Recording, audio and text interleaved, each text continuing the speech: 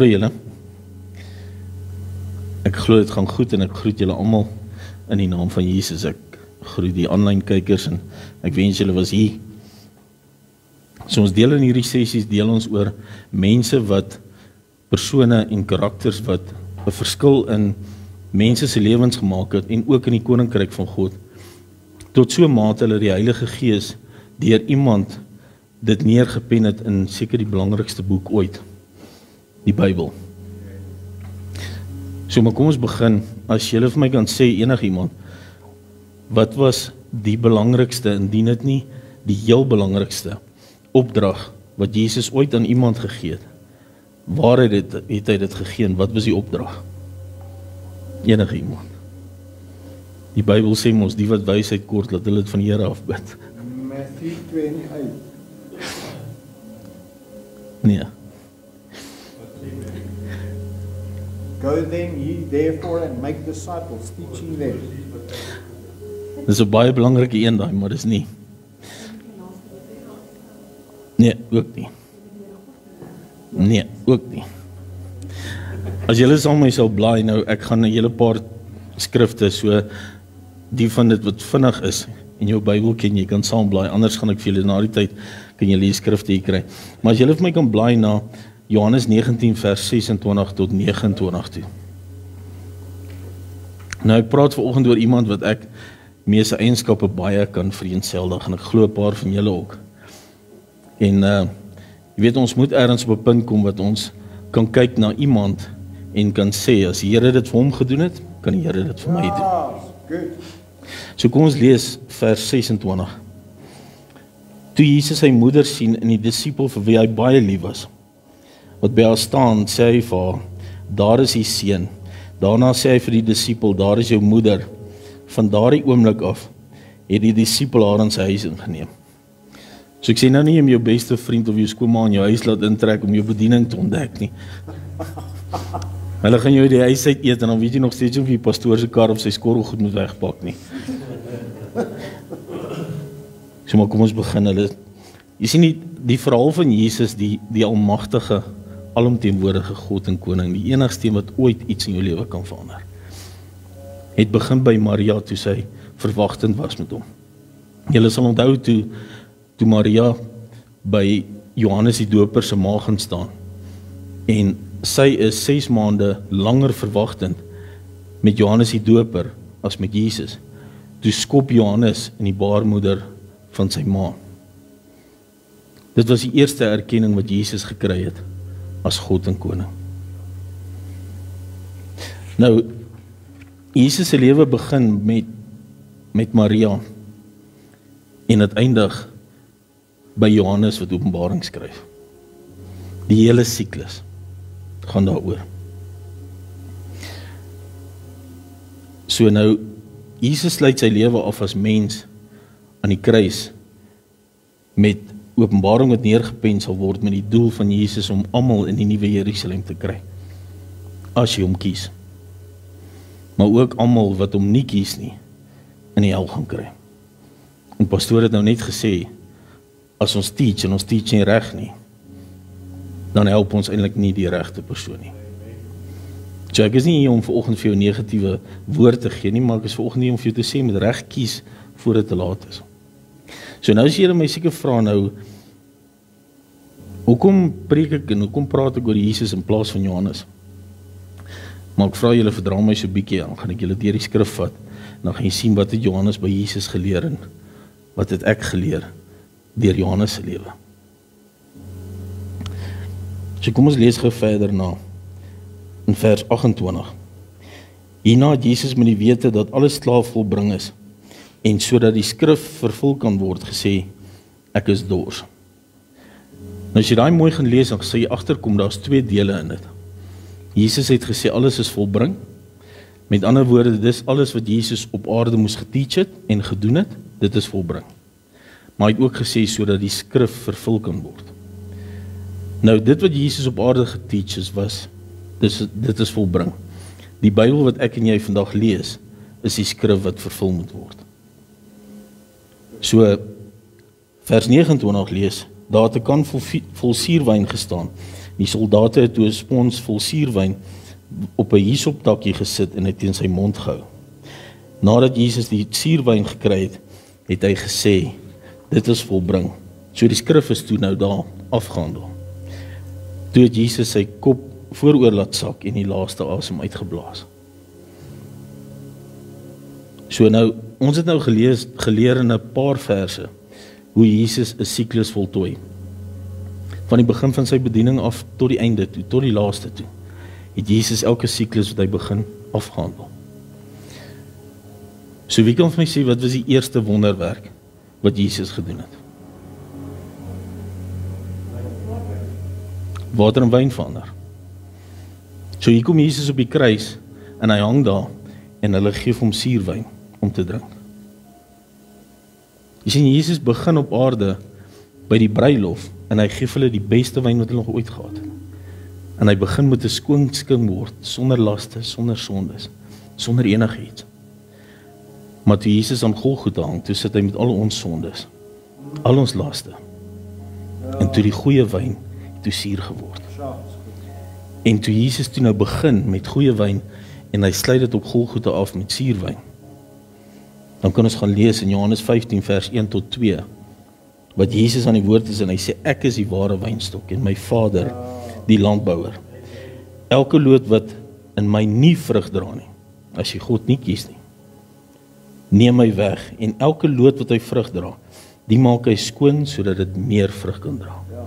So toe Jesus daar op Golgotha hang, toe is God die Vader besig om skoon te maak en op Jesus te pak. En Jesus het net gesê, is reg, bring dit, bring dit, bring dit. En Jesus het dit gedra. Maar kom ons kom gou terug na die vraag toe waar Jesus vir Johannes gesê het, hier is jou moeder, en vir Maria gesê, hier is jou seun. Jy sien, Jesus het dit daar gesê omdat hy van die verganklike na die onverganklike oorgegaan het. Hy daar sy verantwoordelikheid om na die aards, na die kerk te kyk, tot hy terugkom aan Johannes oor te gee. Julle sien, die oorspronklike plan was gewees, Jesus sou sterf, gekruisig aan die kruis. Hy sou na 3 weke opgestaan het, of 3 dae opgestaan het, en hy sou dan as Messias aanvaar word, en hy sou dan geheers het. Maar dit gebeur nie so nie. Toe Jesus terugkom, toe verwerp die Jode om en hulle aanvaar hom nie as die Messias nie. So Jesus het vir Johannes gesê, toe hy daar gesê het, hier is jou moeder, toe sê hy vir Johannes, hou die fort tot ek terugkom. Ek gaan net vinnig die dood oorwin, die duiwel op sy plek sit, 'n paar wat my as koning gekies het, uit die doderyk uit losmaak. En dan sal ek opstaan uit die dood uit en regeer. Maar Jesus het ook vir Johannes gesê, ek plaas die kerk in jou hande om dit te beheer, om die siklus te voltooi. Het julle al ooit gedink wat se chaos was al gewees in die kerkewêreld toe Jesus sterf? Almal wat Jesus gekies het, en nou gekyk het en gesien het, maar jange in 'n kruis gesterf, en hulle het almal gestaan en wonder, waartoe gaan ek, wat doen ek nou? Wie volg ek nou, wie gaan my teach? Maar jy sien, toe Johannes daar was, en Johannes kon oorneem en gesê het, moenie stres nie, hy kom terug, hy gaan na die dood uit opstaan. En Johannes kom gesê, Jesus se genade is nou daar vir ons. Ons kan in die ewigheid instap met sy genade, en ons gaan dit eendag saam met hom vier. En Jesus se genade is daar vir almal, arm of ryk. So het Johannes het gedoen, het Johannes die siklus wat die Here vir hom gegee het voltooi. Hy het ja. Nadat Jesus opgevaar het, gaan Johannes en hy verkondig die evangelie aan duisende. Hy lei duisende na die Here toe. Hy gaan stig 7 gemeentes in Asia, en hy skryf die boek van Openbaring. Johannes 1, 2 en 3. 4 boeke in die Nuwe Testament. Nou Jesus kon hierdie taak vir enigiemand gegee het, maar hy kies iemand wat glo soos hy, iemand wat sy gees, sy doel, sy genade, sy liefde en sy plan vir die mens verstaan en kan sien hoe dit moet afspeel. Nou sê jy vra, hoe verbind ek Jesus se moeder Maria en Johannes met die kerk? Ek wil hier ons vir my gaan kyk en gaan lees uit Matteus 12 vers 46 tot 49. So hier gaan Jesus en hy identifiseer wie is sy broers, sy susters en sy moeder. En ons lees van vers 46 af en hy sê daar, terwyl Jesus nog besig was om met die mense te praat, het sy moeder en broers buite gestaan en hulle wou met hom praat. Iemand sê toe vir hom, die moeder en die broers staan daar buite en wil met u praat. Maar hy sê vir die man wat dit vir hom gesê het, wie is my moeder en wie is my broers? Toe wys hy met sy hand na die disippels toe en sê, daar is my moeder en daar is my broers. Elkeen wat die wil van my Vader doen, wat in die hemel is, die is my broer en my suster en my moeder. En dis hoe Maria verbind word met die kerk. En Jesus het eintlik vir Johannes gesê, toe hy sê, daar is jou moeder, het hy eintlik gesê, daar is jou kerk, daar is jou gemeente. So nou, die harde ding van daai, wat ons nou net gelees het is, as jy nie glo in God nie, en jy het nie deel in in 'n verhouding met hom nie, dan is jy nie deel van sy koninkryk nie, en dis hoe dit is, dan is jy nie 'n broer, 'n suster of 'n moeder van hom nie. Maar die goeie nuus is, goeie nuus Edenvale kan jou help, om 'n broer en 'n suster of 'n moeder te wees. Al wat jy moet doen is skakel ons, dan help ons jou. So Jesus gaan van die verganklike na die onverganklike, en net voor hy sterf, sê hy vir Johannes, hier is jou moeder. Jy sien, Jesus sou as mens nooit die dood kon oorwin het nie, maar as gees het hy. Ek is seker julle sal onthou waar hy aan die kruis gehang het en gevra het, my Vader, waarom het u my verlaat? Jy sien, Jesus was alleen as mens aan die kruis.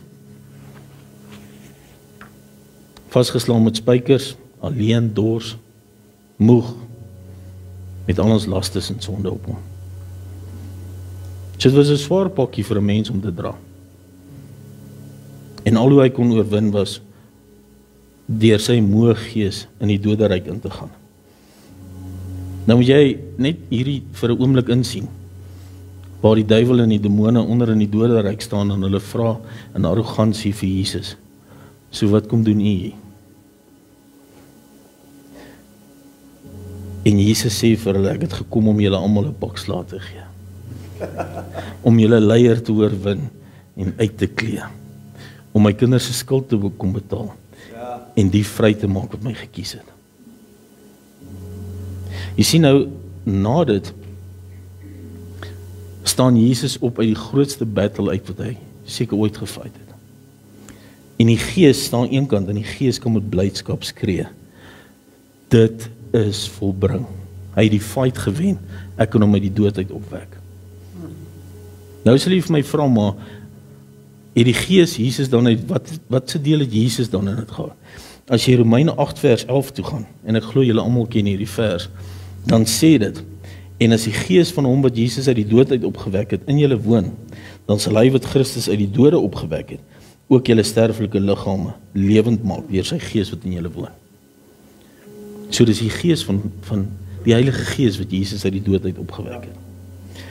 Nou met alle eer en respek, Jesus en sy disippels, hulle was so, hulle het alles saam gedoen, saam geëet, saam gebid, saam wonderwerke gesien, oral beweeg waar Jesus beweeg het, 3,5 jaar lank het hulle dit wat hulle voorheen gedoen het, net gelos.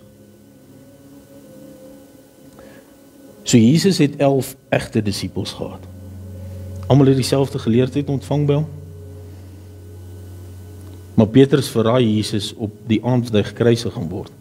So hy was seker so bietjie skaam en bietjie bang om Golgotha toe te gaan. Maar jy moet jouself vra, waar was die ander disippels gewees? So hier hang Jesus aan die kruis, erg seer geslaan, doringkroon op sy kop, onherkenbaar. Op so 'n punt dat niemand meer opgewonde oor hom raak, soos wat Johannes die Doper en sy ma se baarmoeder opgewonde geraak het nie. Niemand herken hom nie en niemand wil niks van hom weet nie. So Jesus staan daar reg om die doderyk in te gaan en te oorwin, maar moeg as gevolg van al die marteling, pyn, tydsverduur en alles wat hy deur moes gegaan het. Kyk hy af om te sien waar is sy disippels, sy volgelinge. Petrus wat gesê het, ek sal keer dat hulle hier nie kruisig nie. Die disipel wat die hofdienaar sy slaaf se oor afgekap het toe hulle Jesus arresteer. Waar was hulle gewees? Waar was hulle wat saam met hom feeste gevier het? Wat wonderwerke gesien het, saam met hom brood gebreek het?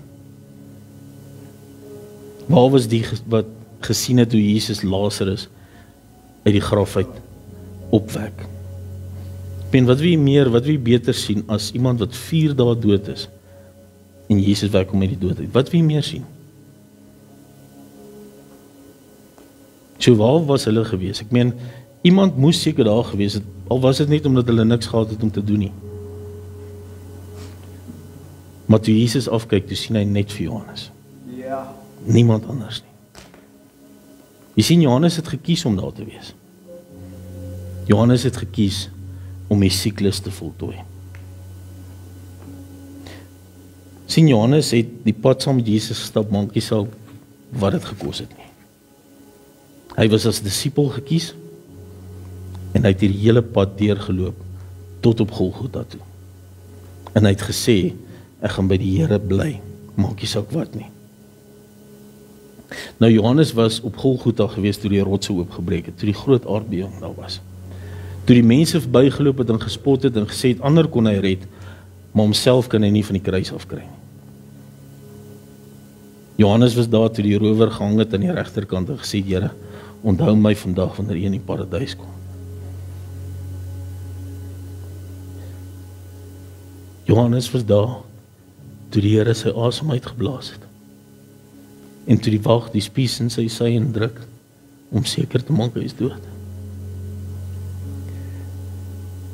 Hy het 3 dae omgewag om eers by die graf van Jesus te kom. Om te kan sê, he did it. Hy het opgestaan. Ja. En hy was die enigste disipel wat kon sê, I was there, I was a witness, and I can testify. Hy kon 'n getuie gewees het vir die mense wat nie daar was nie, die mense wat nie die siklus voltooi het nie. Johannes 20 vers 2 tot 8 lees ons. Nou hierdie is die stuk waar Maria van die graf af terugkom. En sy kom by Petrus. En sy sê dan vers 2, sy hardloop toe en kom by Simon Petrus en by die ander disipel vir wie Jesus lief gehad het, dis Johannes, en sê vir hulle het die Here uit die graf uit weggeneem en ons weet nie waar hulle hom neergelê het nie. Toe gaan Petrus en die ander disipel uit en kom by die graf. En die twee het saam gehardloop en die ander disipel het vooruit gehardloop vinniger as Petrus en eerste by die graf gekom. Nou hulle sal onthou, pastoor Patrick het ook hieroor gepreek. Gesê Johannes was nogal 'n vinnige ou gewees. En terwyl hy neerbuk, sien hy die doeke lê, maar hy het nie ingegaan nie. Toe kom Simon Petrus agter hom aan en gaan in die graf in en sien die doeke lê. En die doek wat op sy hoof was, sien hy nie by die doeke lê nie, maar opgerol op een plek afsonderlik. Daarop het hy ook die ander disipel wat eerste by die graf gekom het, ingegaan en hy het gesien en geglo. So dit wat hy op Golgotha gesien het, het hy geglo toe hy in die graf, in die leë graf instap. Nou in verbasing kon Johannes seker vir die ander disipels gesê het, as julle gesien het hoe hy gelyk het toe hy in die kruis gehang het. Sy rug oopgeslaan sodat jy sy longe kon sien. As jy kon gehoor het hoe sy asemhaling al hoe swaarder word en al hoe vlakker word. En as jy daar was toe hy sy asem uitgeblaas het, dan kan ek nou vir jou sê, hy was waarlik die seun van God.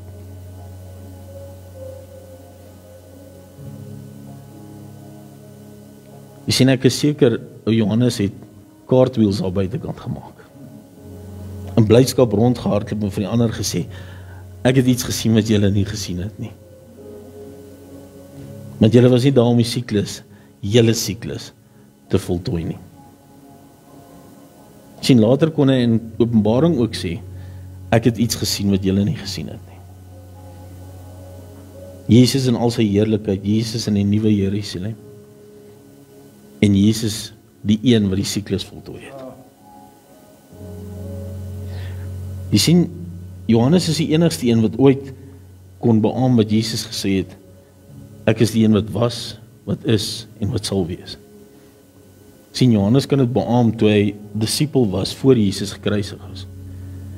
Die is kon Johannes gesê het na Jesus se opstanding toe hy 40 dae op aarde gespandeer het voor hy hemel toe is.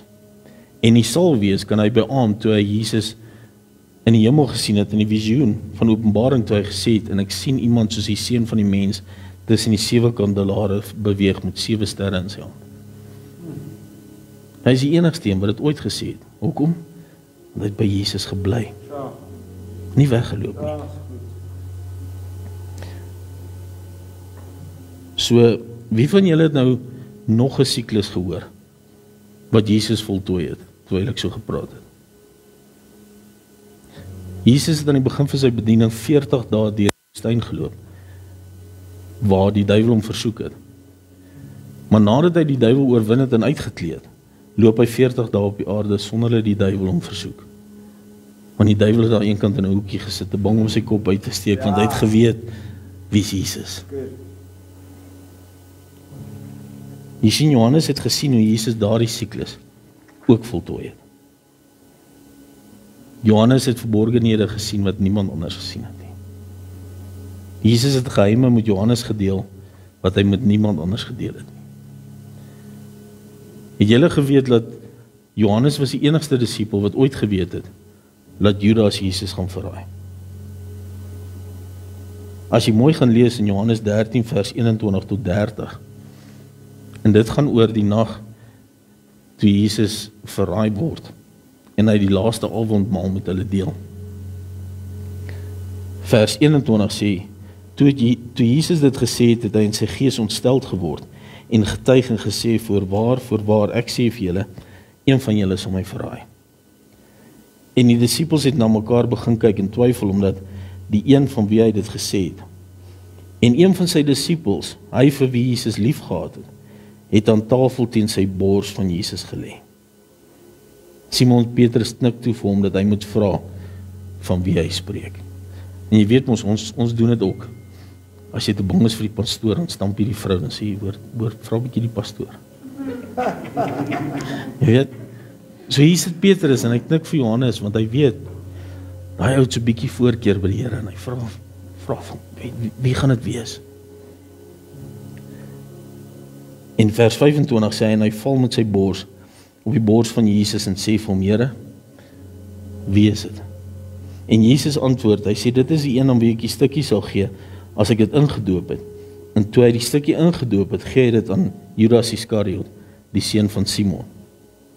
En nadat hy die stukkie geneem het, het die Satan aan hom ingevaar, en Jesus sê vir hom, wat jy doen dit haastig. Maar waarom hy dit gesê het niemand van die wat aan tafel was verstaan nie. So picture gou hierdie Jesus of Johannes lê op Jesus se bors en Jesus deel 'n geheim met hom wat die ander aan tafel was nie verstaan het nie. Nou jy sien die enigste manier hoe jy met jou kop op Jesus se bors kan lê is as jy in sy teenwoordigheid is, gelei deur die Heilige Gees. As jy aan 'n tafel sit waar jy so nou en dan bid, so nou en dan dalk 'n storie kyk met 'n goeie Bybeltema, dan gaan jy een van daai ouens wees wat aan tafel sit, maar eintlik nie verstaan wat hier aangaan nie.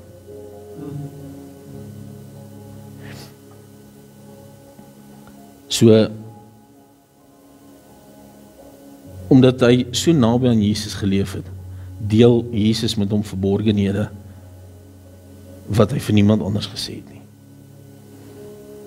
Vers 29 sê, want sommige het gedink terwyl Judas die beurs gehad het, dat Jesus vir hom sê, koop wat ons nodig het vir die fees, of dat hy iets aan die armes moet gee. Toe het hy dan die stukkie geneem, hy het dadelik uitgegaan en dit was nag. So hulle sit almal om 'n tafel hier by Jesus, en Jesus sê, die een aan wie ek hierdie stukkie gaan gee, maar net Johannes hoor het, want hy was naby Jesus gewees in sy teenwoordigheid. So ons weet nou dat Johannes het gesien hoe Jesus siklusse voltooi het, en ons weet dat Jesus geheime met Johannes kon deel. Dit wat hy met niemand anders gedeel het nie. Maar wat weet ons nog van Johannes? Nou Johannes was kort van draad. Henk Brits was kort van draad, en so nou en dan nog so bietjie. Maar Johannes het die almag van Jesus verstaan, hy het verstaan wie Jesus is. Maar hy begin nie altyd geweet hoe Jesus die plan gaan uitspeel nie. Hierdie ou verstaan nie almag van Jesus, en ek weet wie Jesus is, maar ek weet nie altyd hoe Jesus die plan gaan uitspeel nie. Ja. Die Here gee eendag vir my woord, 'n vrou staan voor my en sy sê vir my, ek weet nie wat om my kinders te doen nie, hulle leef in vrees. Ons moet in die aand moet die ligte aanslaap in die huis. As my seentjie wil badkamer toe gaan, moet ek saam met hom gaan. En ek staan voor haar en die Here gee vir my hierdie woord, en die Here sê vir my, sê vir haar, ek gaan vir haar iets groots doen, iets wat sy nie gaan glo nie. En ek staan daar en ek dink vir myself, goed, die Here gaan nou vir my vertel wat gaan ek doen, maar die Here sê niks nie. En ek vra, Here, wat is dit? En die Here antwoord my nie. En so loop ons maar uit die kerk uit en ons gaan huis toe. Nou, ek gaan nooit saam doen in die apteek toe nie. Gaan spaar toe as ek dalk 'n chocolate of 2 wil hê. Gaan slag uit toe as ek wil braai. Maar verder gaan ek Builders toe, Leroy toe, hardeware winkel toe, plekke wat gereedskap en gadgets verkoop. Maar die dag gaan ek saam doen in die apteek toe. En toe ons by die apteek instap, toe bedien hierdie einste vrou ons. Sy help ons. En sy gee ons medisyne vir ons. En nadat sy medisyne vir ons gegee het, toe sê sy vir ons. Sy sê vir my, onthou jy die woord wat jy vir my gegee het, dat die Here gaan vir ons iets groots doen, iets wat ek nie gaan glo nie. En ek sê, ja, ek onthou dit. En ek staan daar en dink, maar ek weet nog steeds nie wat dit is nie. En sy sê vir my, en sy noem die persoon by die naam, en ek ken hom goed, sy sê, hy het vir ons huis gekoop. My kinders slaap rustig, sonder ligte wat anders, sonder vrees. Sy sê, my seentjie gaan self badkamer toe, en ek slaap nagte om, soos 'n babietjie. Jy sien, op die regte tyd, sal die Here vir jou, soos wat hy vir Johannes op die regte tyd openbaring gewys het, sal die Here vir jou wys, en hy sal die siklus wat hy begin het, altyd voltooi. So, nou wil ek julle vra om vir my te blaai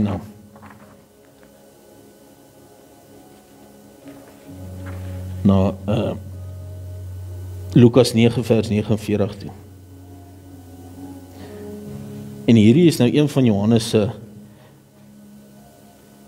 se kenmerke wat hy gehad het as disipel. En in vers 49 sê hy, Meester, ons het iemand gesien wat in u naam duiwels uitdryf, en ons het hom belet omdat hy nie saam met ons gevolg het nie. Maar Jesus sê vir hom, moet hom nie belet nie, want hy wat vir ons is nie teen ons nie. Soos jy nie in Johannes se kampie was nie, het hy jou nie herken vir wie jy was, wat jy gedoen het nie, niks nie, want jy was nie saam met Jesus gewees nie, punt en klaar. So nou, wie van julle wat hier sit, kan met Johannes vereenseldig? Wie van julle het al gevoel om iemand anders dalk 'n mede-Christen na toe te stap en net die lewe in of uit hom te skud, net dat hy bietjie ervaar wie Jesus is? Wie van julle het al gevoel om na iemand toe te gaan en hom vertel, of haar vertel waartoe hulle kan gaan, omdat hulle nie luister nie? Nee, julle kan maar julle hande opsteek, ek gaan nie vir pastoor sê wie dit was nie. Jy sien nou, Johannes het Jesus geken as een wat hom van 'n kort van draad persoon afgevat het, en hom verander na die disipel wat geken was as die geliefde disipel. Jy sien, ek ken Jesus ook as 'n kort van draad persoon wat hy my vanaf gevat het na iemand wat empatie met mense het. 'n Klein voorbeeld daarvan is, toe ek in die polisie was, as ons jou afgetrek het en jy dronk bestuur en ek het vir jou gevra, het jy gedrink, is jy onder die invloed, en jy het vir my gesê ja, dan het ek vir jou gesê, skuif oor, ek gaan jou kar vir jou huis toe ry. Maar as jy vir my gesê het, nee, en jy stry met my, het ek jou gearresteer, en ek het jou in die sel gesit met die grootste geharde kriminele wat daar kan wees, om vir jou te wys wie is ek. Maar dis die ou Henk. Jesus my verander.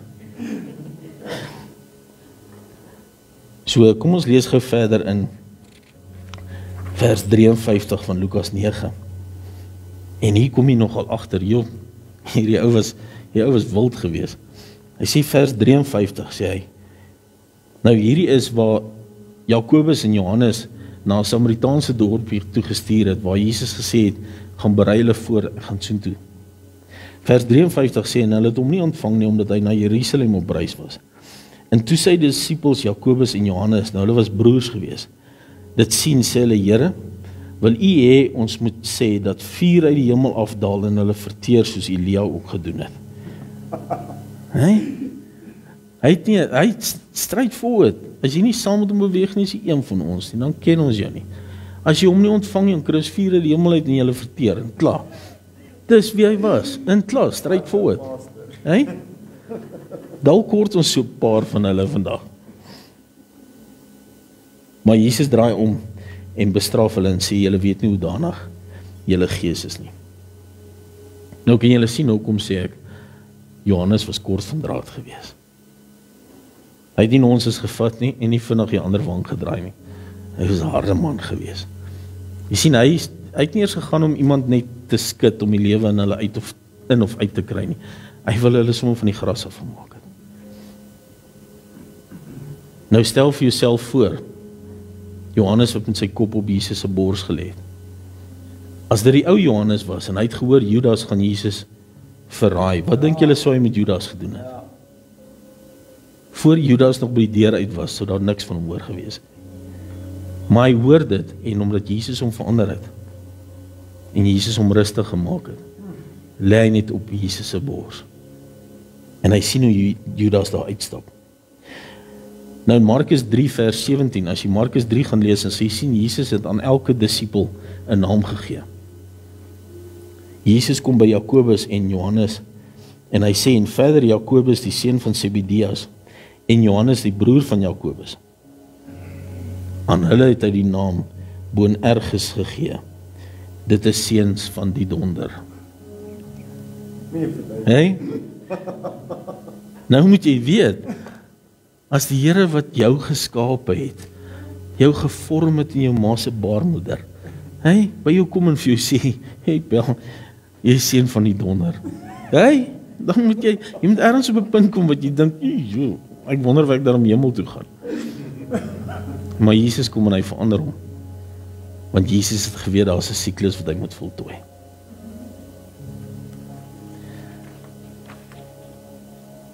Nou as jy gaan 1 Johannes 4 vers 7 lees, dan gaan jy sien, dat die Bybel sê daar, dat hulle het Johannes geken, as die geliefde disipel. Hy lees in vers 47, hy sê, geliefdes, laat ons mekaar lief hê, want die liefde is uit God, en elkeen wat lief het, is uit God gebore en ken God. So hier was hierdie ou wat hierdie vuur wou afbid, en almal wou doodmaak, en almal wou klaar, en alles, en hy kom op 'n punt en hy sê, ons mekaar net lief hê. Nou, Johannes gaan hy in Johannes 13, 19, 20 en 21 verwys hy na homself as die geliefde disipel, die disipel vir wie Jesus baie lief was. Nou met die laaste avondmaal het hy met sy kop op Jesus se bors gelê. Sien, hy het geweet, die tyd saam met Jesus is min, en hy moet die tyd saam met Jesus spandeer. Het jy al gewens jy kon met jou kop op Jesus se bors lê? En net vir hom vra, Here, hoekom het dit met my gebeur? Gaan ek alright wees? Gaan ek dit maak? Ek kyk 'n onderhoud wat hulle met Jonathan Roumie hou, die akteur wat Jesus se rol vertolk in The Chosen. En hulle vra vir hom, if you have 2 minutes with Jesus, what will you ask him? En sy antwoord is plain straightforward. I'll ask him, how am I doing? Jy sien, Johannes het geweet hoe hy vaar. Anders het hy nie by Jesus gebly nie. As hy gewonder het, sou hy geloop het en dit opgegee het. Nou ek begin klaarmaak met die laaste paar feite oor Johannes. Die owerhede het 'n paar keer dat Johannes probeer doodmaak. Hulle het hom 1 keer tot in olie gekook, gebraai soos wat hulle KFC wou braai. Maar het wonderbaarlik het hy ontsnap. Ek weet nie, toe die kok seker omdraai om die sout of die groente te kry, ek weet nie hoe nie, maar die Bybel sê hy het wonderbaarlik ontsnap. Nou hier word hy uitverban na die eiland Patmos toe, om in die myn te gaan werk as 'n slaaf. Nou as jy daar as 'n slaaf gaan werk het, was dit jou einde. Jy het daar gewerk tot jy gesterf het. Maar nie Johannes nie. Sien, Johannes is later aangestel as die biskop van Endesa. Hy skryf die boek van Openbaring en hy sterf rustig in sy slaap. As die enigste disipel wat nooit as martelaar vir Jesus opgetree het nie. Maar hoekom nie? Jy sien, want hy die siklus voltooi. Dit wat die Here vir hom gegee het om te doen, het hy gedoen. Hy was gehoorsaam aan Jesus en hom gevolg. Jy sien, toe hulle hom na die myn toe stuur om daar te gaan werk, het hy nie gesien, dis die einde nie. Dis soos Aubrey gepreek het. Josef het nie die einde gesien nie. Hy het gewag dat Jesus, dit wat hy beloof het, vir hom gaan doen. En hy het in daai myn gewerk en gesê, die Here gaan die siklus voltooi. Hy het vir my belofte gemaak, hy gaan die siklus voltooi. Nou in Openbaring, begin Jesus weer 'n siklus met Johannes. In Openbaring 1 vers 8 sê hy vir Johannes, ek is die Alfa en die Omega, die begin en die einde, sê die Here wat is, wat was en wat kom, die Almagtige. En in Openbaring 22 vers 13, aan die einde van Openbaring, nadat Johannes al hierdie visione gesien het, sê Jesus vir hom, ek is die Alfa, die begin en die einde, die eerste en die laaste. En so sluit Jesus Johannes se siklus af.